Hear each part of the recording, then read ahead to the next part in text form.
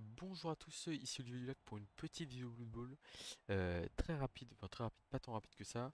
J'ai une soirée où j'ai eu deux matchs assez sexy à vous proposer, donc je vais vous faire deux petits replays. Et au passage, j'ai un peu de retard sur mes tirages au sort, les concours, etc. Et en plus, je vous le dois bien, parce qu'on a dépassé les 1700 abonnés sur la chaîne. Euh, Toujours autant de commentaires hyper bienveillants, hyper positifs. Et donc deux petites choses à vous faire gagner ce soir. Et aussi des tirages au sort. Je suis en retard de 3 mois sur le concours que j'ai organisé en janvier grâce à Chicast Prod allié et avec Chicagor, mon héros, que j'aime très fort. Je suis désolé d'être autant en retard. Surtout que j'ai pas pris le temps de le faire et puis que j'ai totalement oublié aussi. Donc heureusement qu'il y a des gens qui me l'ont rappelé. Je rappelle donc le premier tirage au sort, le tirage au sort du dernier jeu, c'était le pack Star Player avec Racine, enfin le nain blanc, la star revenant. Il y avait aussi le Zot qui a été pas mal réclamé. Donc il y avait une quarantaine de personnes qui avaient participé à ce concours. Donc je vais directement tirer Clock, pseudo des coachs. Hop, j'ai la liste. 8. Et donc je tire ça en direct dès le début de la vidéo. Tac, importer une liste. On est bon. Hop là. Donc j'ai tous les noms. 39 éléments, on est bon. Importer. Let's go. Tirage de sort, c'est parti. Pour celui qui va gagner le pack de champion. Regain naturel. Ok, très sympa comme pseudo. Alors après, c'est pas forcément le pseudo euh, que. Merde, j'ai déjà perdu. J'ai déjà perdu le. Pourquoi est-ce que ça s'affiche plus? C'est terrible ce qui m'arrive. Euh, Ok, bon, c'est bizarre. Donc je disais, donc ça, bravo à toi pour le gain de un pack de champions de Blood Bowl. Et j'avais aussi mis en jeu mon maillot. Il y a eu quelques personnes qui ont participé, donc on va le refaire. Euh, Ça me fait très plaisir. J'espère que vous le porterez avec, avec grande fierté. Donc ouais, 16 personnes, c'est toujours ça. Et donc un petit maillot pour MRK 3519, un habitué de la chaîne. Ça me fait très plaisir pour lui. Et donc on voit par la suite les petites modalités pour les envois. Euh, le tirage au sort étant effectué, je me tourne directement vers vous. Euh, j'ai fait podium sur un tournoi et il y avait une équipe à gagner au Lutèce Ball, au Lutèce Challenge. Une équipe de Nordique que mon cher Ashram, très bon copain, très bon ami, très belle connaissance du Blood Bowl, a fait gagner. L'équipe est absolument magnifique, elle est sous sachet. Il y a plein de joueurs, il y a des super tokens. Il y a aussi un magnifique Yeti que je vous essaie d'approcher un peu plus à la caméra. Il a une pose de fou furieux, il est trop beau. Voilà, pour le gagner, c'est pas compliqué. Vous mettez en commentaire, par exemple, depuis combien de temps vous me connaissez ou vous connaissez la chaîne. Voilà, ou limite les deux si vous voulez être précis, comme ça me donne une indication un peu sympa. Euh, et, euh, et puis bah voilà quoi, tout simplement, essayez de remporter cette équipe de Nordique toute neuve, toute belle, avec plein de joueurs. Et donc je ferai le tirage au sort promis un peu plus vite que la dernière fois. Le premier replay, on fait un concours, un replay, un concours, un replay. Euh, le premier replay, c'est le replay contre Nabolo que j'affrontais en Tour de France euh, en match humain, humain Skaven.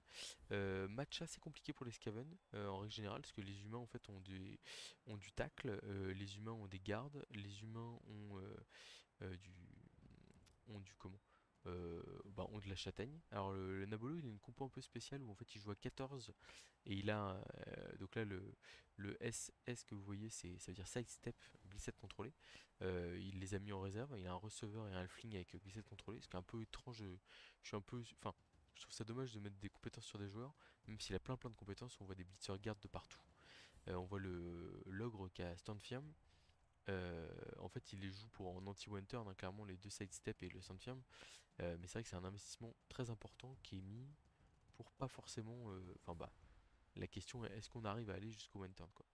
Moi je joue ma compo Skaven assez classique avec un cours d'égout bloc, un cours d'égout strip ball, un cours d'égout. Donc j'ai un KO très rapidement là sur le tour 1, un cours d'égout sidestep aussi et un cours d'égout kick. Donc je fais exprès d'envoyer la balle assez loin. Comme vous allez pouvoir le voir là, il va passer les 4 premières armures du match, mais il fait qu'un seul KO. Donc en fait ça va. Et, euh, et puis ouais, c'est vrai que Nabolo, donc c'est un membre des Lutèce King, c'est aussi, c'est aussi comment? C'est aussi l'homme en forme du moment, 4 ou 5 tournois gagnés en, en 2024, quasiment déjà assuré du titre de champion de France. Autant vous dire que vraiment il est en très grande forme.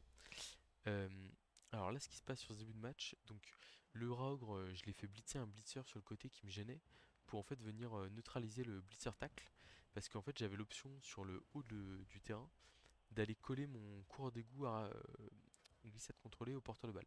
Ce qui est toujours très intéressant parce que sur un porteur de balle qui a ni bloc et qui a agilité 3+, qui a pas esquive, en fait l'immobiliser avec un coureur d'égout en fond de terrain c'est toujours assez intéressant.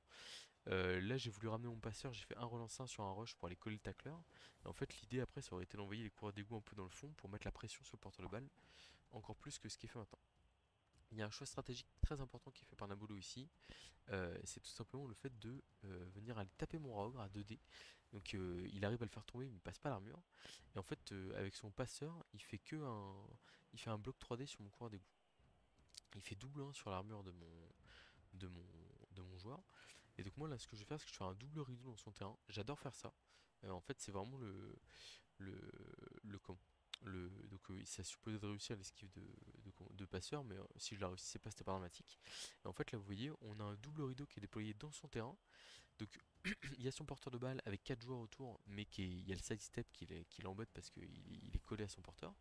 Et de l'autre côté du terrain, il y a 4 joueurs, sachant que comme il a fait double. Alors Nabolo c'est un joueur qui est très très agressif. Et je pense qu'il. Enfin, ça, pour le coup, il a des résultats qui sont très porteurs avec ça. Mais c'est vrai que là, par exemple, il a fait double 1 sur l'armure de Morogre. Bah, pas de chance pour lui, parce qu'il avait 4 à 6 pour passer l'armure, donc il suffisait de faire 5 pour passer l'armure. Malheureusement, il fait double 1, il se fait pas expulser, il fait 6 sur le Arc the Call. Mais par contre, comme vous l'avez vu, ça le donne un. En fait, le fait de rater ça, ça me donne moi un blitz de Rogue très facile pour mettre dans le public son receveur. Alors, malheureusement, je fais double pot, donc je peux pas le mettre dans le public. Mais en fait, j'ai la chance de passer l'armure grâce à la châtaigne et de le mettre KO. Donc, à ce moment-là, vu que j'ai réussi à sortir un blitzer tour 1 et qu'il a sauvé avec l'apothicaire, bah, en fait il a fait un KO, mais sauf que moi j'ai fait une sortie un KO, et même s'il l'a sauvé avec la l'apothicaire, bah, en fait il est pas bien quoi. Euh, Nouveau tour, et donc là il s'échappe un peu sur le côté, il fait un pot. Donc en fait le coureur sidestep il a quand même largement joué son rôle, ce qui neutralise deux joueurs en bas de terrain là, pour forcer des 2D, des 3D. Et donc là au final l'ogre qui refuse de bouger tout en bas, et le truc c'est qu'il va aller m'agresser mon coureur d'égout qui est à terre au milieu de terrain qu'il a blessé. Et, euh, et puis bah du coup le truc c'est que moi je reviens là et en fait je vais coller tous les Skaven, revenir avec les deux coureurs d'égout pour lui bloquer la route. Et en fait là il est pas bien du tout parce qu'à ce moment là du coup comme il s'est fait bannir, il a retenté une agression, il s'est fait bannir sur l'agression sur mon coureur kick. Et donc en fait bah il est à -2 sur le terrain à ce moment là et là ça devient vraiment la galère. Donc le passeur fait un peu le, le l'essuie-glace, mais faire l'essuie-glace à -2 sur le terrain, bah en fait c'est perdu d'avance. Là j'ai mon Raogre, gros coup de chance qui arrive à sortir l'ogre. Avec Stanfium, je voulais juste un pot, j'avais 4 dés pour avoir un pot et replacer mon Raogre. Et du coup là je commence à. Là je resserre encore plus les taux autour du porteur de balle. Je suis en x3, désolé. J'utilise mon apothicaire sur le sidestep qui se fait mettre KO. Mais du coup en plus ce qui est pas mal c'est que j'ai forcé la consommation de toutes les relances adverses. Et en plus le porteur de balle est dans un spot qui est vraiment pas bon du tout. Donc là à un moment donné je voulais y aller avec le Raogre à 2D 2D. Et en fait, je me suis dit, mais pourquoi faire ça alors que je peux y aller en fait juste en amenant un 3 quarts en soutien. J'ai un Blitz 2D avec le Blitzer châtaigne sur le porteur de balle. Et donc, bah, au final, vous allez le voir derrière, ça se passe bien pour moi.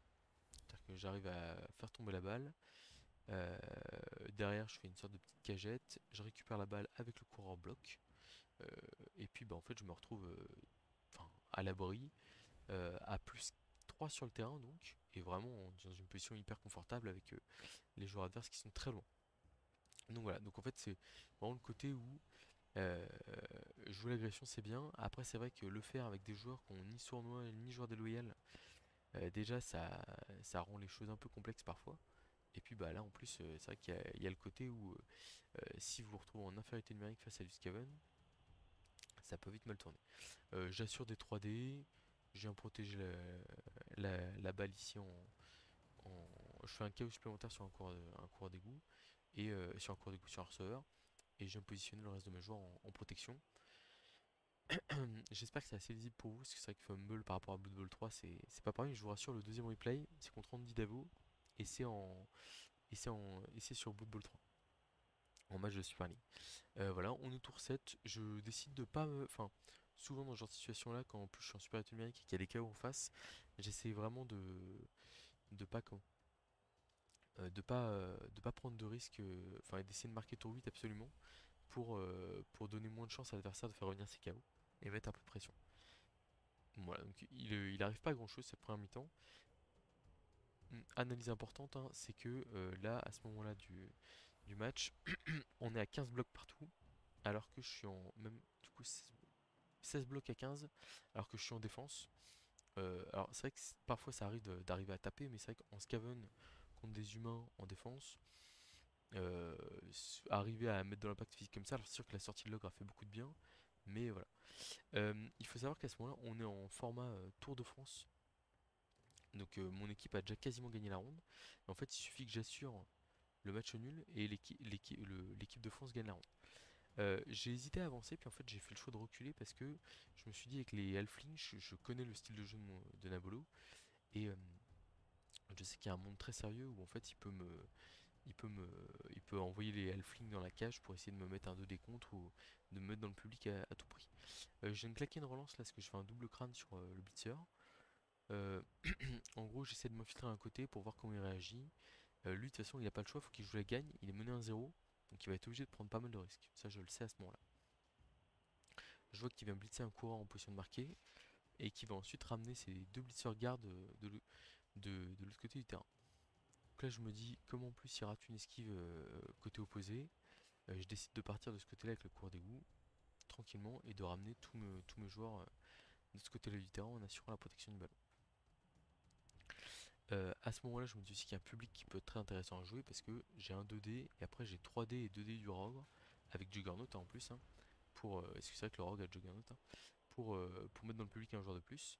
Donc là, il est 1, 2, 3, 4, 5, 6, 7, 8. 1, 2, 3, 4, 5, 6, 7, 8. 8 sur le terrain parce que son joueur en réserve s'est fait sortir. Donc on se replace de l'autre côté et on est plutôt bien. Je sais plus ce qu'il va faire de son tour. Mais en gros, il se replace juste au milieu de terrain. Voilà, il vient blitzer en plus mon coureur d'égout glissade contre lui, il le met KO. Mais par contre, c'est un blitz au milieu de terrain, donc ça me laisse le champ grand ouvert côté droit.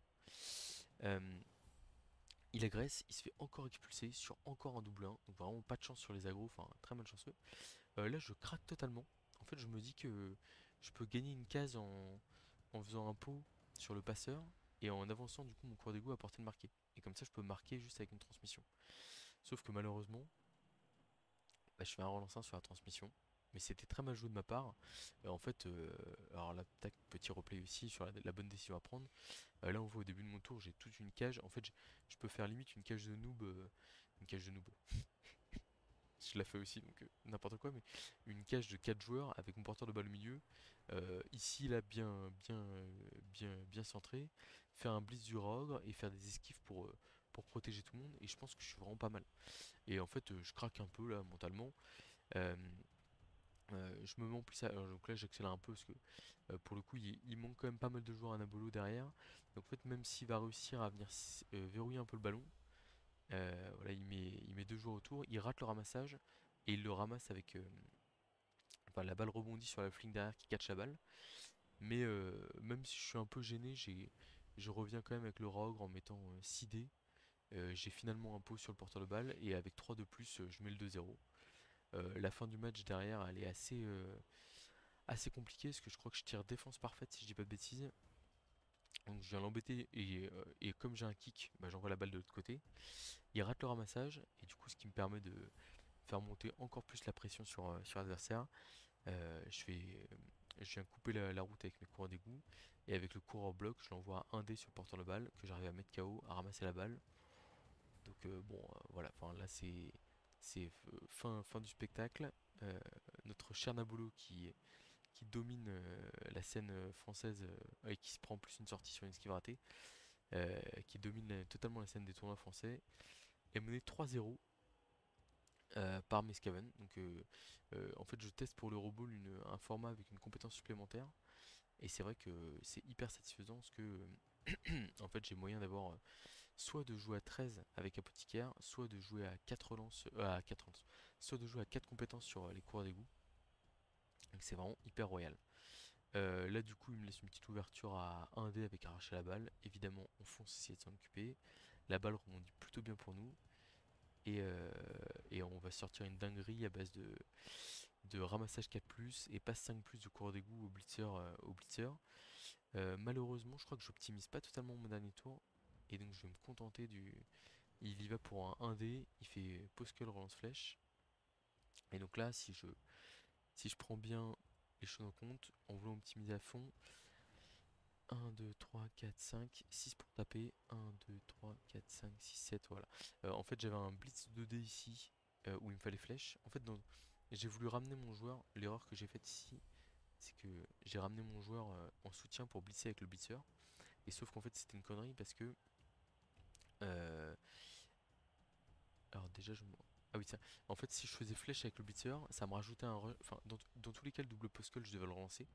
Donc en fait j'aurais dû blitzer avec le 3 quarts parce que là si je faisais flèche avec le blitzer, ce que je vais faire, j'ai deux GFI pour les marquer au lieu d'un seul, enfin deux rushs. Et du coup je vais faire, il me reste une relance mais je vais faire un sur le premier rush et un sur le deuxième. Donc je n'arrive pas malheureusement à mettre le 4-0, mais bon, pour le coup match très satisfaisant. Il y aura peut-être la revanche au rendez-vous Blood Bowl ce week-end parce que je me rends là-bas par équipe de 3. Je vais vous faire des shorts, je crois que ça a bien plu la dernière fois. Donc n'hésitez pas à me dire enfin, je pense que le format a plu et je compte le refaire. Voilà, pour voir, du coup, je remets, c'est une petite information importante, je remets ma place de numéro 1 mondial en jeu parce que je vais jouer mes Skaven au rendez-vous Blood Bowl avec lesquels je suis à 300,9 actuellement. Et il faut savoir que toute défaite, tout match nul me fait perdre énormément de points et donc potentiellement me fait chuter. Et en fait, sans que le deuxième mondial ait à jouer, pourrait me faire dépasser deuxième, troisième, voire redescendre plus bas dans le classement. Ouais, mais en même temps, c'est un tournoi par équipe avec mon frère, avec un troisième joueur mystère bien compétitif. Et donc on a envie de gagner le rendez-vous football. On a perdu en finale l'an dernier. C'est un très bon tournoi, c'est la 21e édition. J'ai très hâte d'y être pour montrer ce dont on est capable. Et en plus là j'entraîne mes Skaven, enfin je me réchauffe en format Euroball. Et c'est vrai que c'est vraiment bah enfin y a pas d'autre leçon que de jouer pour essayer de voir les petits ajustements, les petites compétences en plus qui peuvent faire la différence. Je suis pas encore fixé totalement sur ma composition et donc j'ai hâte de voir la suite. Je repasse sur le deuxième concours du coup, si vous avez tenu jusque là. Clac, capture de fenêtre, hop, tirage de sort en ligne. Mince. Non, c'est pas celle-là. Ah si, mais c'est celle-là. Euh, Ah mais la page n'existe plus. Alors, désolé. Chrome, Chrome, Chrome. Ah bah si je vous mets l'écran noir, non, ça c'est mes documents, c'est pas bon. Euh, alors. Ah c'est terrible, ça a perdu la page. Euh, Est-ce que si je recrée une nouvelle page... Alors... Ah mais non, c'est pas bon. Quoique, ça peut peut-être marcher. Clac, clac.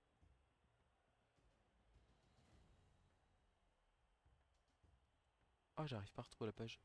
C'est terrible ce qui m'arrive. Euh, Bon, ouais, c'est pas grave dans tous les cas, parce qu'en plus, j'étais pas certain des photos que je pouvais vous montrer. Euh, Vous avez eu le concours avec le pack des champions fait par Chicasprod et Chicagork himself. Euh, Avec Chicagork, on a décidé de vous proposer un deuxième concours où en fait on va vous faire, non c'est pas bon, un deuxième pack plutôt, avec des packs champions Olivier du Lac.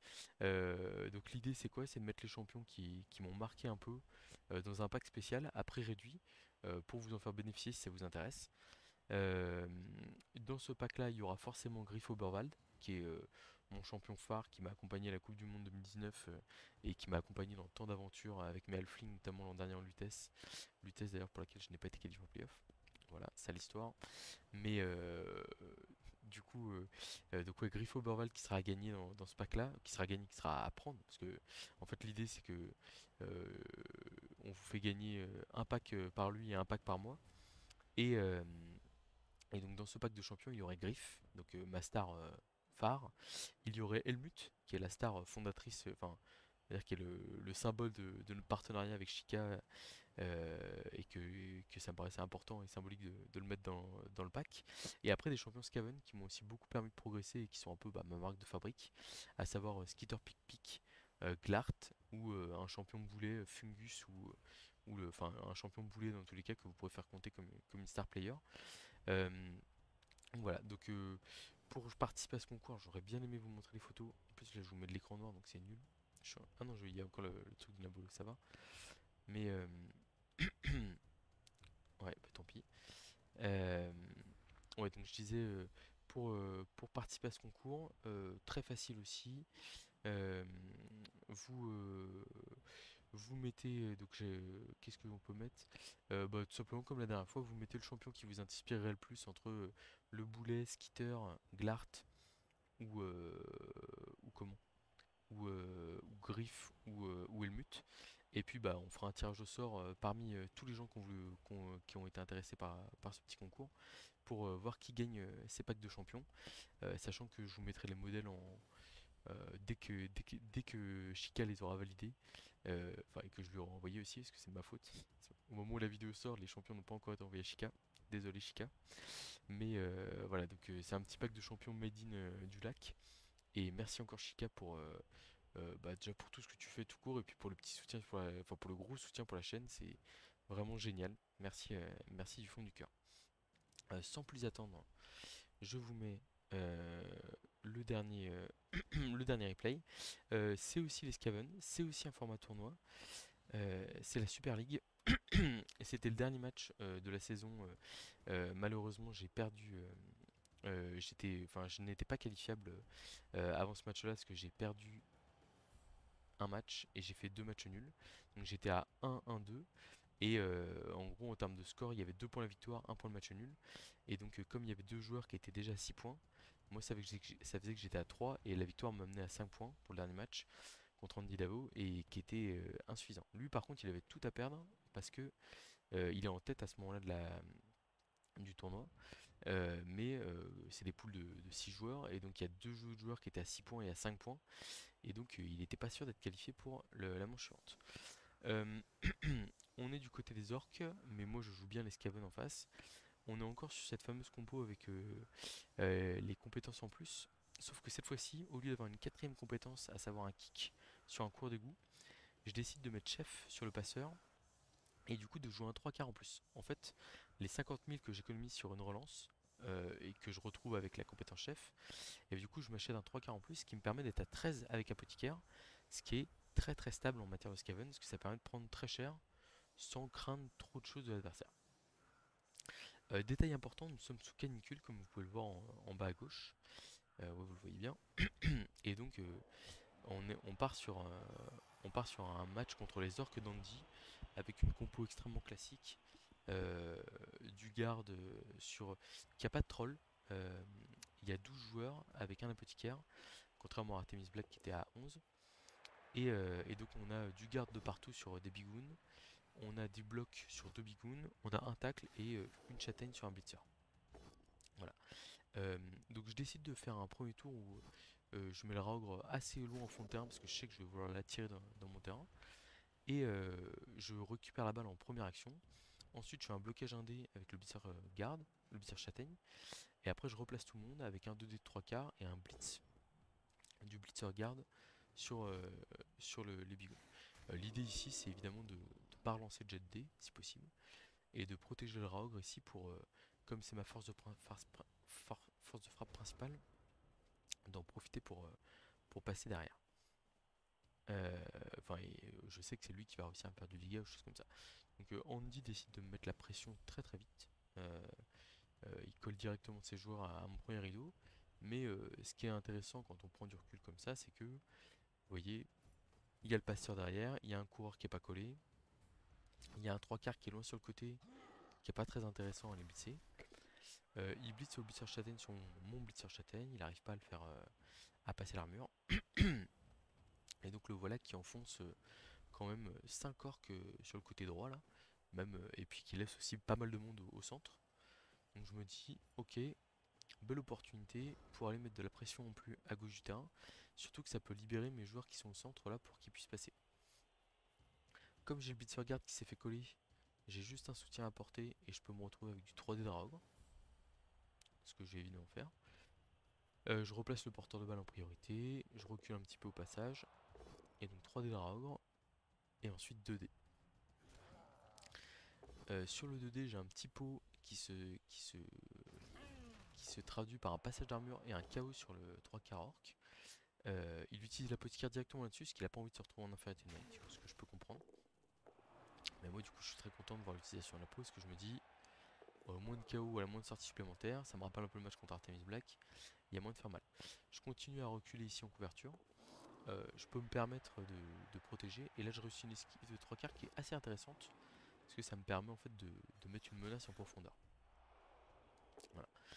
Euh, Là il y a un choix qui est fait par Andy. Du coup, on voit, de toute façon globalement, il y a, là nous, sur ce tour-là, on est tour 2, il n'y a pas de blocs qui sont laissés à l'adversaire. Il décide d'aller mettre de la pression sur le rogue. On voit ici, il colle 3 gardes au rogue. Je sais plus s'il va le blitzer ou pas, j'ai un doute. Mais moi je trouve qu'il engage beaucoup de joueurs sur le rogue ici. Alors que, bah en fait, c'est pas une menace non plus dramatique. Ah oui, du coup, il blitz le rogue, j'avais zappé, je me rappelle plus. Et donc là, il y a une consommation de relance. Alors certes, il a gagné une relance sur coup d'envoi, mais c'est un peu gourmand, moi je trouve. Enfin là, c'est vrai que si le rogue sort, ça peut être fatal, hein, mais voilà. D'autre part, il décide de totalement ignorer mon trois quarts ici. Et moi, comme je sais que c'est quand même. Enfin, on fait face à un très bon joueur, hein. Je sais pas si vous vous rappelez Artemis Black qui m'avait totalement verrouillé et contre lequel j'avais le plus grand mal à passer. Donc, moi, bah, qu'est-ce que je décide de faire? J'ai aucun jet de dés à faire pour passer.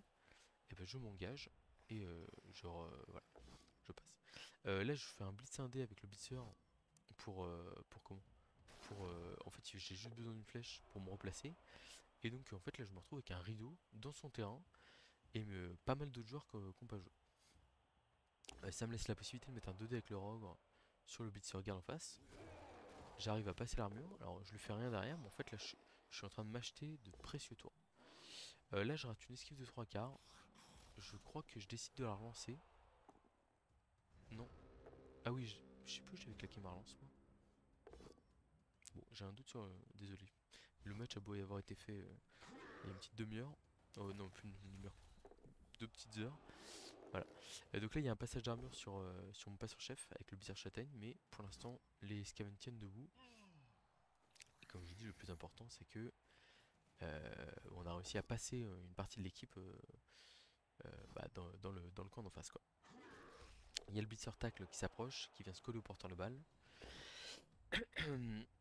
Euh, Ici ça frappe un peu mes joueurs, mais en fait là on voit, hein, il y a 3 joueurs qui sont laissés vraiment au milieu de terrain adverse, ce qui m'intéresse forcément énormément. Et en fait il n'y a pas tant de joueurs que ça qui peuvent revenir me coller. Alors par contre malheureusement il y a 3 passages d'armure, donc ce qui veut dire que je vais avoir du mal à suivre. Là il y a un rush qui est raté pour venir coller le porteur de balle, qui est relancé. Euh, Ah oui non, j'avais pas claqué de relance moi. Ah oui, c'est Andy. Ah oui, voilà. Andy qui a claqué. Donc là en fait, il avait claqué une relance de confort sur le rogue au tour d'avant. Et là sur ce tour-là, il claque 2 relances. Donc il a plus qu'une relance. Et moi à ce moment-là, je me dis, il y a la canicule. Il m'a pas fait de dégâts. Donc en fait, je prends mon temps. Oula. Je prends mon temps, mais je décide de. Je décide de comment? Je décide de m'avancer encore plus dans son terrain parce qu'en fait, là, un orc qui claque ses relances comme ça, je me dis que ça peut être une opportunité potentielle de le contrer derrière, quoi. J'ai mes 4 coureurs d'égout qui sont passés. Euh, je décide de. Ouais, ici je décide de comment? De relancer une esquive ratée. Parce que je me dis que ça me fait gagner du temps, ce qui est quand même toujours intéressant. Alors, on est tour 4. Euh, il vient me coller ici, mais il a que 2 jours pour revenir près, on va dire, de l'action. C'est bon, je redécouvre le match un peu. Ok, donc ouais, il choisit de blitzer avec un big one block pour donc, un petit KO au passage, pour venir m'enfermer un peu à gauche du terrain là. Voilà. Et là, je vais avoir un choix tactique qui va être assez intéressant, enfin assez important entre guillemets, et vraiment qui explique très bien comment je joue mes Skaven. C'est-à-dire qu'en fait, on est, enfin, on va faire une petite pause là, mais euh, on est tour 5, et en fait, tout simplement, euh, là, je n'ai pas de, enfin, on est sous canicule. Il a claqué 3 relances, enfin, il lui en reste plus qu'une. Et là, je me dis, bah en fait, derrière, ça lui laisse 4 tours pour attaquer. Moi, je sais que j'ai un seul KO. Donc en gros, je sais que, euh, enfin, lui, non, lui, il a pas de KO non plus, mais en gros, on est 11 contre 11 à ce moment-là. Sauf que la canicule va potentiellement lui retirer des joueurs. Enfin, moi, je peux perdre mon rogue, je peux perdre des cours d'égout. Alors le rogue, c'est embêtant. Mais à part le rogue, j'ai pas de joueur qui soit hyper important. Là où lui, chaque bigoon garde, chaque joueur garde chaque blitzer qui lui manque, c'est très embêtant pour lui. Donc il y a un 3 quarts donc en plus il y a 3 joueurs qui manquent le. Comme il est qu'à 12, il y a 3 joueurs qui ratent le drive. Et du coup on a un blitzer châtaigne et on a un bigoon block qui sont quand même des joueurs hyper importants de dispositif. Là où moi j'ai un blitzer garde et un coureur glissade contrôlé en plus d'un 3 quarts. Ce qui fait donc qu'on est à. On est à comment donc moi je suis à 10 et lui il est à 9. Parce que comme je vous dis, comme il joue qu'à 12, bah en fait je me disais que la canicule pouvait potentiellement pas mal m'aider.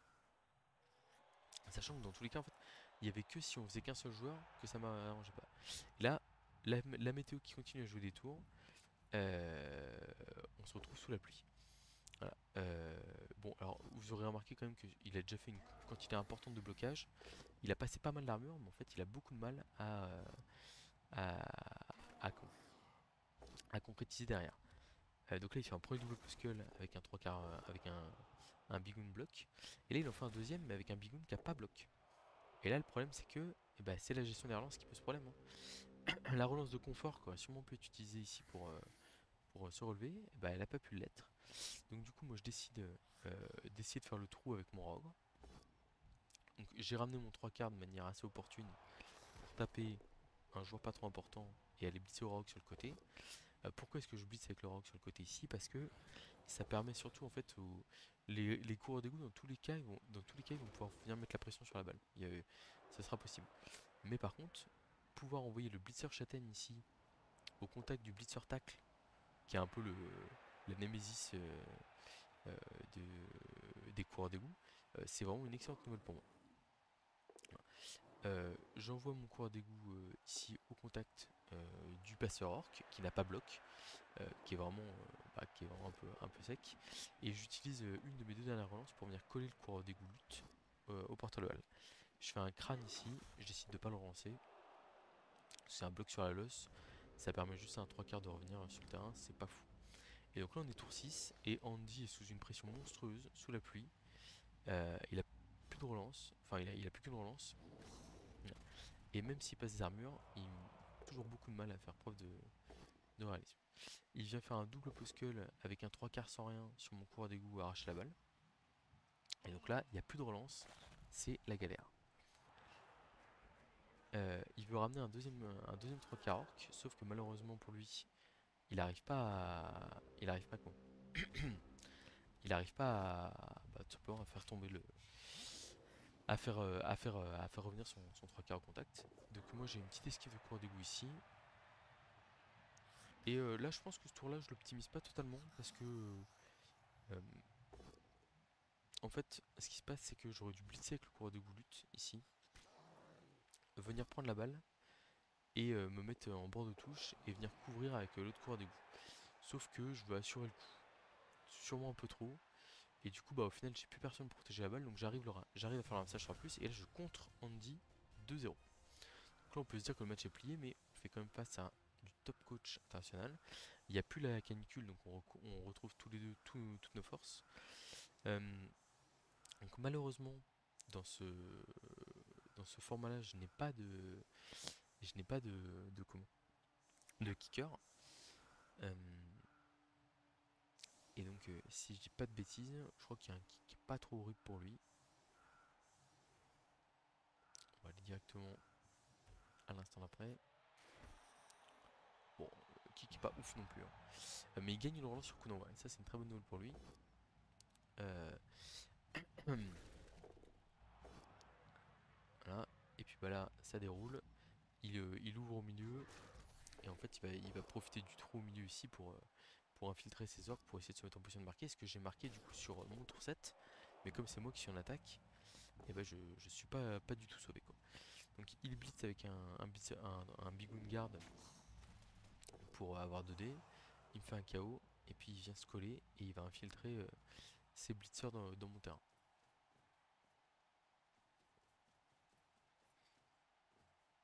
Il fait un choix qui est très très pertinent ici. C'est en fait, il arrive à la fois à gérer sa protection de balle et en même temps à mettre 3 joueurs en position de marquer, ce qui est vraiment pas mal. Voilà. Euh, et donc du coup, il arrive tout simplement à se mettre à l'abri. Euh, il colle pas mal. Donc là, je pense que je suis un tour qui est plutôt moyen. C'est-à-dire que là, relever les 3 quarts, il n'y a pas d'hésitation, c'est ce qu'il faut faire. Mais je pense que derrière, j'ai pas assez blindé ma défense. Parce qu'en fait, j'ai collé un peu tous ces joueurs. Mais je crois que j'ai trop misé sur. Enfin, je me suis un peu relâché sur. Je suis allé faire un 2D avec le Rogue, ça je pense que c'était le bon play. Pour garder le plus de joueurs possible euh, ailleurs. Et du coup, là, je marque avec 2 joueurs, chacun des 2 derniers joueurs en position de marquer. Sauf que là, je vais aller me faire un 1D qui sert pas à grand chose. Alors qu'en fait, j'aurais pu mettre le 3 quarts en plus en couverture. Parce que là, potentiellement, il a un blitz facile sur un des 2 coureurs pour s'échapper et aller marquer. Ou alors, j'aurais pu. Et après, tenter l'esquive du blitzer guard potentiellement. Ouais, donc, un peu de regret sur mon tour. Et puis, bah, malheureusement, c'est le top niveau. Et le top niveau, quand on fait des erreurs, ça ne. Enfin, c'est la sanction. Voilà, donc là, il fait des blocages qui sont importants pour lui permettre d'annuler les soutiens. Mine de rien, il y a quand même des. Enfin, il a pris des risques là-dessus. Il multiplie les blocages, mais toujours pas de sortie. Alors 2 KO certes, hein, mais bon, j'ai 2 personnes sur le banc en fait, hein. Comme je suis à 13 plus apothicaire, ça va quoi. Voilà. Il blitz notre coureur d'égout glissade contrôlée. Et donc il arrive à se mettre en position de marquer ici.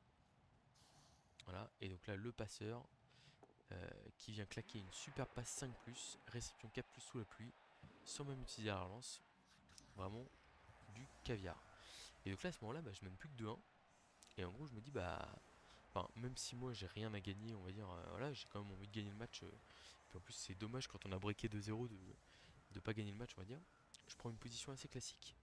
Euh, je retire un coureur d'égout du terrain au cas où j'ai un, un coup d'envoi comme un. Merde. Mince. Un, un one turn à tenter ou quelque chose comme ça. Et donc, j'opte pour un placement en bateau un peu différé. Ce qui force l'adversaire souvent à dénigrer un côté, à ignorer un côté, on va dire. Euh, là, bah, no, je vous ai directement passé au tour 9. Donc il a juste passé une armure une nouvelle fois. Non, il a fait un KO, mais j'ai utilisé l'apothicaire. Parce que je me suis dit que j'allais. Comme il rate le pick-up dans la foulée, c'est ça ou pas? Où est la balle? Où est la balle? Bah mince alors.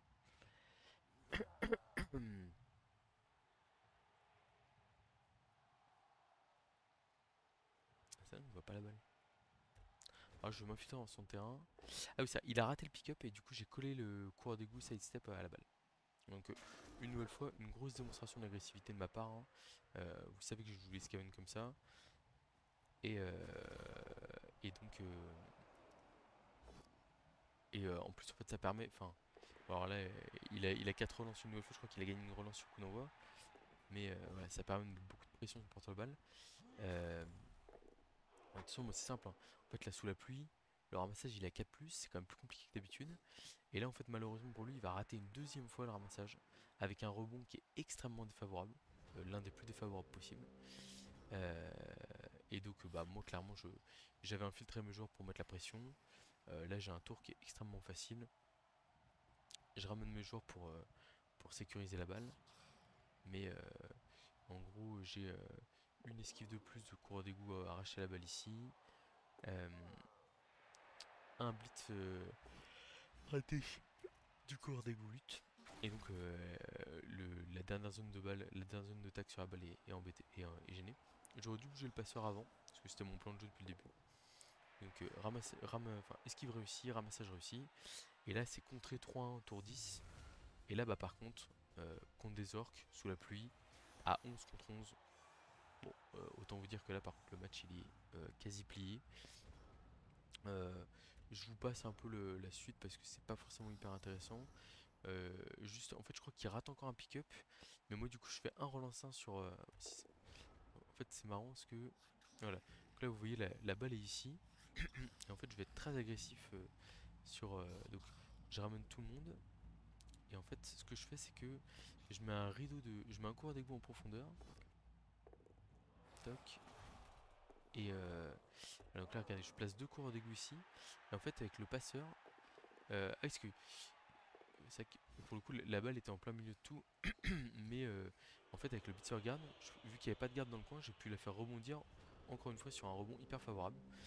Pour le coup c'est triste parce que c'est vrai que il y a, il y a- il y a des enfin là il y a pas longtemps j'ai perdu notamment un match de vitesse où en fait les rebonds de D8 m'ont flingué la partie et là en fait les rebonds de D8 m'ont donné la partie sur un plateau. Là on voit alors même si le passeur fait un relance 1, en fait il y a trois zones autour de la balle.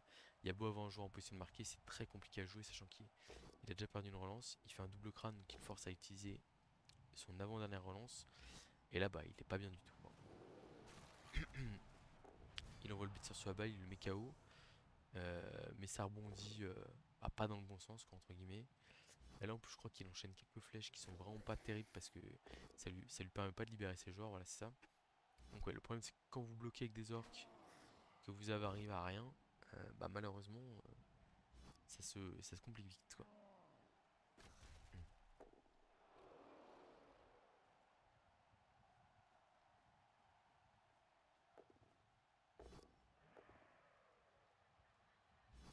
Ouais, donc il arrive à dégager comment les joueurs à la balle. Malheureusement, là il arrive à récupérer le ballon, il claque sa dernière relance sur GFI, et en fait du coup à cause de l'animosité il peut pas envoyer la balle. Alors pourquoi est-ce que j'ai laissé le match jusque là alors qu'en plus spoiler le score va être figé à 3-1 jusqu'à la fin du match. Tout simplement parce que on a ici un petit push-push très sympa. Hop, retour en arrière.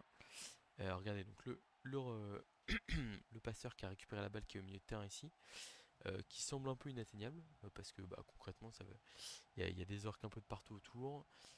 Ça sert à rien d'envoyer l'arracher la balle sur lui. J'ai mon blitzer garde qui est parti KO, mon blitzer châtaigne qui est parti KO aussi. Donc autant vous dire que c'est un peu compliqué. Enfin, c'est un peu difficile d'imaginer une action pour sauver le ballon.